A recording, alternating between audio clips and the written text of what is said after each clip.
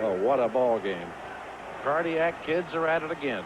Are we going to go down to the wire, or are we going to go down to the wire? Yeah, why not? Done it all year. Clock down to 34 seconds. Time to get nervous. Sipe throwing to Logan. He got it on the 20, 10, 5, touchdown, Dave Logan! Touchdown by Dave Logan, 46 yards, I don't believe it. 16 seconds remaining, what a play! In 1980, the Cleveland Browns were football's most exciting team. Their last-minute heroics turned on the town and the entire nation as the Cardiac Kids captured the AFC Central Division title. But the high hopes for 1981 quickly came crashing down. The Browns suffered a losing season, dropping 11 games after winning 11 the year before.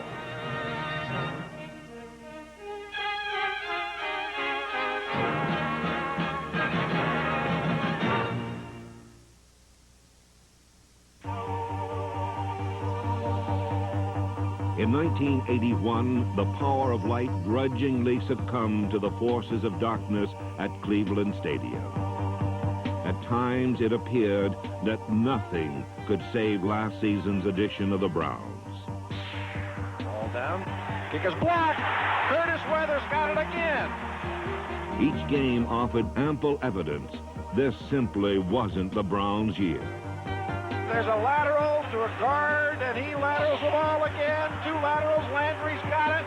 He's at the 10-5 touchdown. I don't believe it. That's going to go in the Follies film for sure. Seldom were the Browns blown out of games. Time after time, they'd come close, only to have victory snatched away. A team that once had as its trademark the big play now failed to make them when it counted the most. Another weakness was the team's inability to score touchdowns once within range.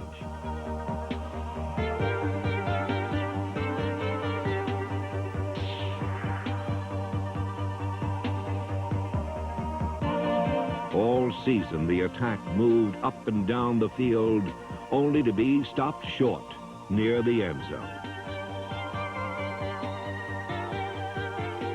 Cleveland ranked an impressive 3rd in the league in offense, but a poor 24th in scoring points.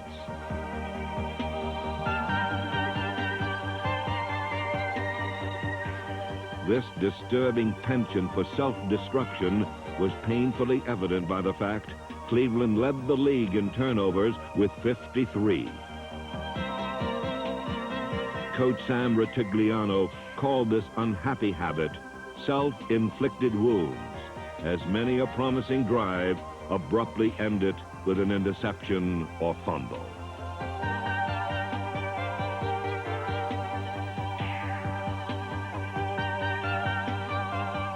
Another factor in Cleveland's downfall was a rash of key penalties. Inside their opponent's 20, the Browns were flagged for holding 17 times and had 6 touchdowns called back. The worst example came against the Rams when Brian Sipe threw 2 picture-perfect touchdown passes on the same series of downs. Both scores were wiped out by penalties.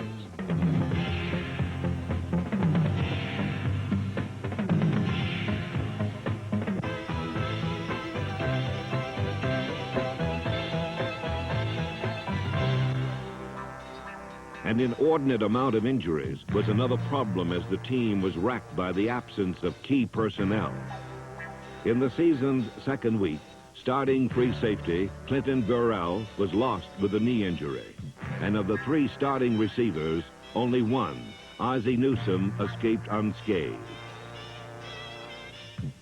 A bad back has rendered Reggie Rucker to the twilight of his 12-year career, while Dave Logan missed playing time with a pulled hamstring and broken ribs.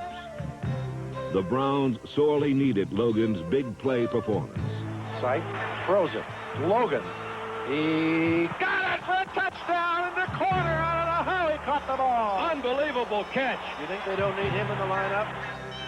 The offensive line was hit hardest by the rash of injuries. 3 starters went down. Henry Shepard underwent neck surgery. Doug Deacon had cracked ribs plus assorted sprains and a broken ankle, shelved All-Pro center Tom DeLeon. With only Cody Ryson and Joe DeLamalure healthy, the line was out of sync much of the season.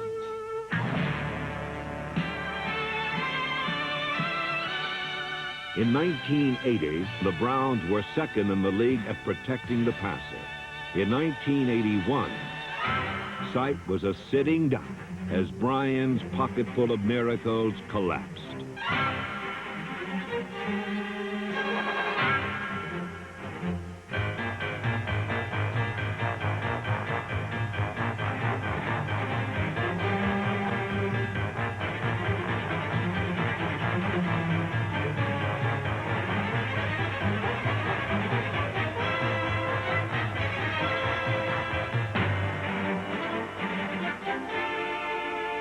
For 1980's Player of the Year, Brian Sipe, 1981 was a season of frustration and pain.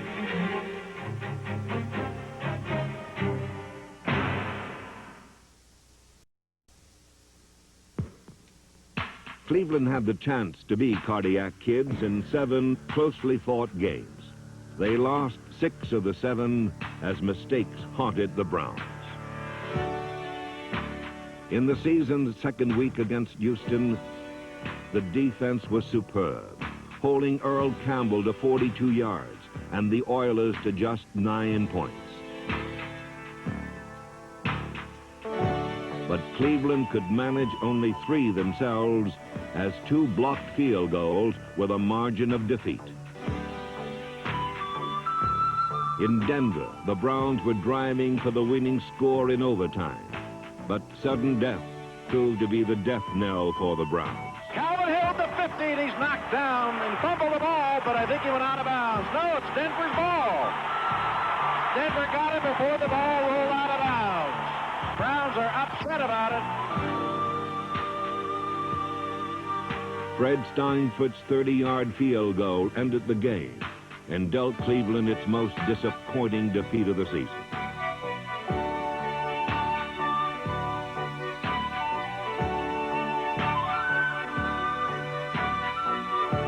While the 3-point defeat in Denver was tough to take, a loss in Three River Stadium was even more agonizing. Once again, the defense played well, limiting the Steelers to merely 13 points with a display of sure tackling.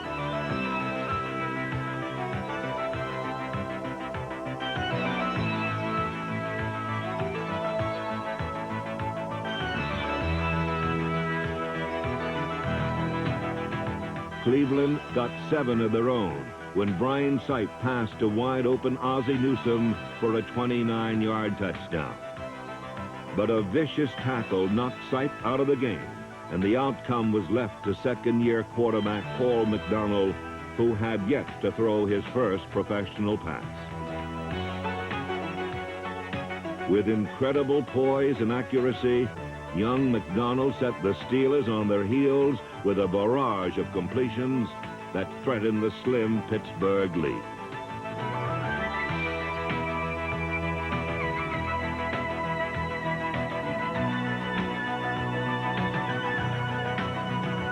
The Steelers were worried, but once again, fate slammed the door on Cleveland's comeback. In this drive, he has brought the Browns from their own 5-yard line. McDonald looks to Newsome, throws it, batted up, and then intercepted. Intercepted in the end zone after it's deflected, and it is grabbed by... For Pittsburgh, it was a close call. For Paul McDonald, Cleveland's quarterback of the future, it was a promising debut, but a bitter welcome to the NFL.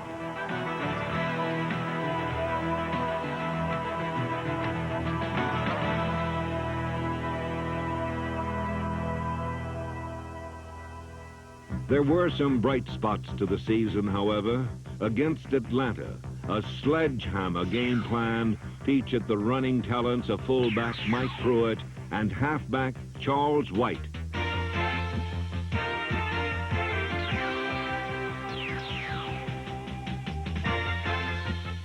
The Browns exploded for 28 unanswered points in their most impressive victory of the season. Mike Pruitt, 10, 5, 4, 2, touchdown! What a run!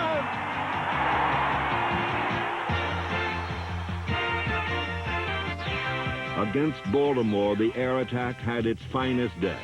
Sight was superb, passing for 444 yards and 4 touchdowns, as Brian broke Otto Graham's single-game record, which stood for 30 years.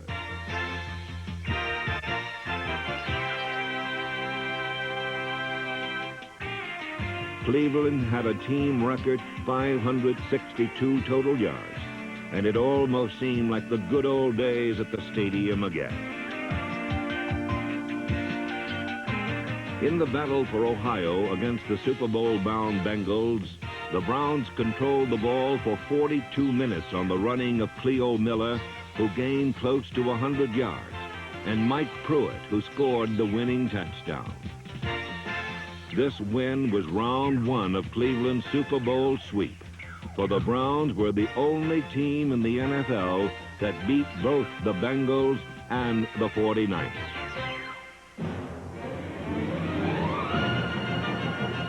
In San Francisco against the world champions, the Cleveland defense gave Player of the Year Joe Montana more than he could handle.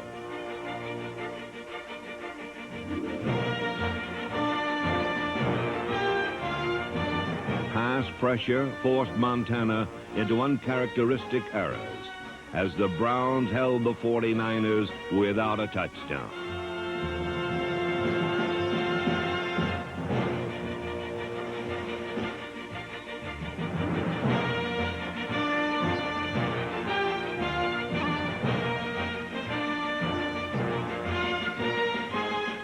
The key on offense was the left side of the line, which smothered Fred Dean. The Defensive Player of the Year never even touched Sight, who, with reliable Reggie Rucker, pulled off the play of the game. Throw to Rucker! Touchdown! He just got in! With 46 seconds showing on the clock, Matt Barr calmly broke open a tie game to give Cleveland a narrow but satisfying 3-point victory.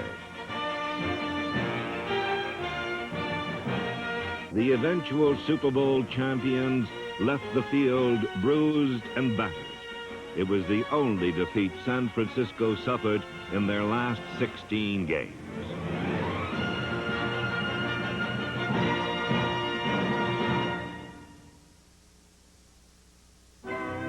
A pair of popular Browns will retire next season.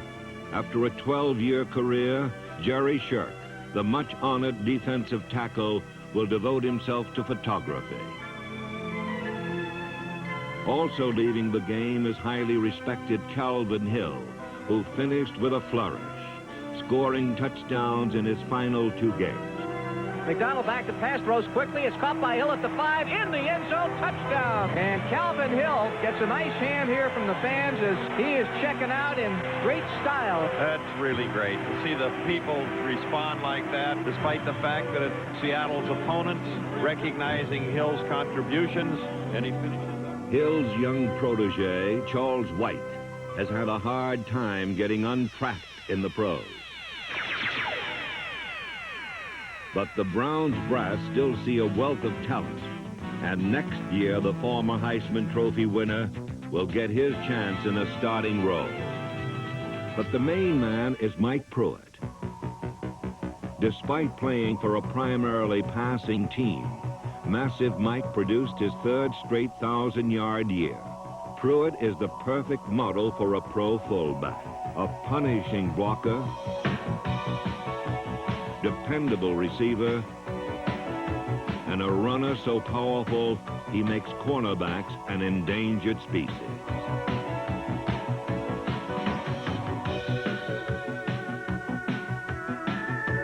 There are no better credentials for an offensive line than blocking for a runner like Mike Pruitt.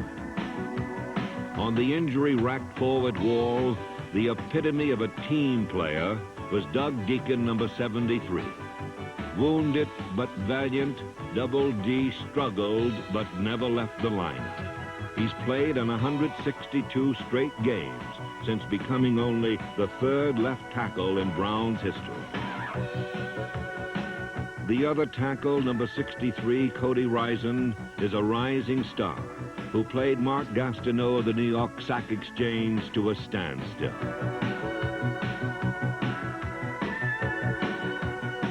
Last season also showcased the potential of young Paul McDonald, who has the intelligence and strong left arm to be a starting quarterback.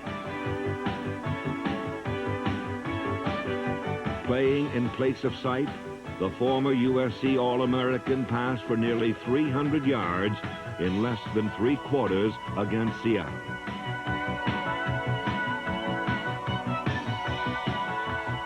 The bomb was back in the Browns' attack when Ricky Feature, number 83, became a starter. As the chief deep threat, Feature led the team with close to 23 yards a catch.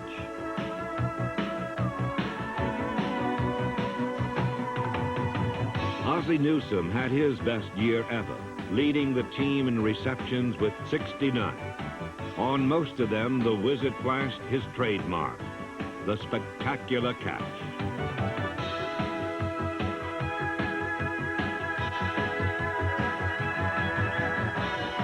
The tight end became only the second Brown in history to exceed 1,000 yards receiving in a year.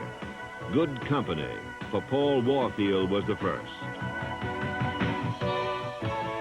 While Newsome was the player of the year on offense, Clay Matthews earned the award on defense. Both young stars were drafted on the first round 4 years ago. Matthews had 5 quarterback sacks to his credit, as his speed and agility posed insurmountable problems for most blockers. With sure tackling from veterans like Matthews on the outside and number 52, Dick Ambrose, in the middle, linebacking was a source of strength. Now, with the addition of number 1 draft choice, Chip Banks, and the signing of hometown hero Tom Cousineau, the Browns might be the best in the league at the position. The secondary was badly hurt by season-long injuries to 2 talented safeties, Clinton Burrell, a starter, and promising rookie Larry Friday.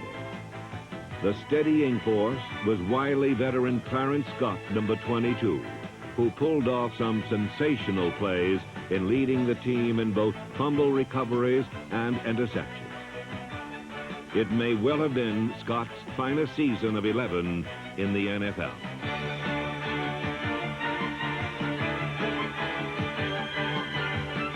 Another veteran, Ron Bolton, a man opponents tried to avoid but often couldn't, again excelled at cornerback. A broken thumb failed to keep Iron Man Henry Bradley from playing the bruising nose tackle position. Bradley, whom Pittsburgh All-Pro center Mike Webster calls the very best in the business, took a pounding but never missed a minute in the middle of the 3-man line.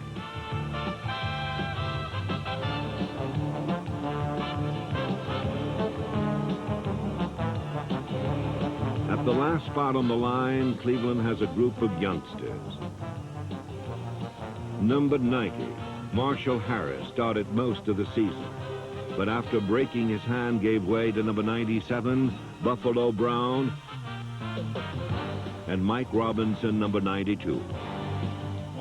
Robbie is a local kid with a fine future. If his late season surge on enemy quarterbacks is any indication, the 4th-round pick from Arizona just may provide the pass pressure the team has been seeking for some time.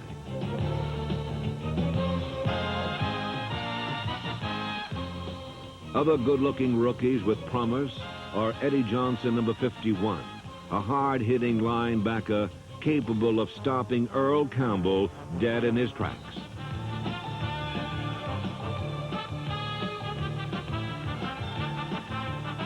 Number 1 pick Hanford Dixon, number 29, was an immediate success at the corner, and punter Steve Cox had the best average for a Brown in 9 years. With youngsters like Cox and Matt Barr as their kickers, Cleveland has sewed up those critical positions for many years to come.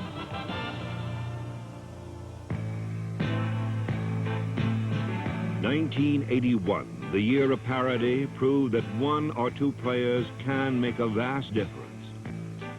The two Super Bowl participants, plus others like the Giants and Jets, showed a team can go from bottom to top in 1 year.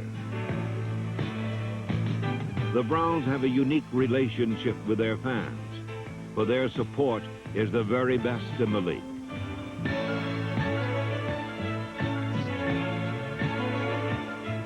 The common objective for the team and the town is to return to the playoffs.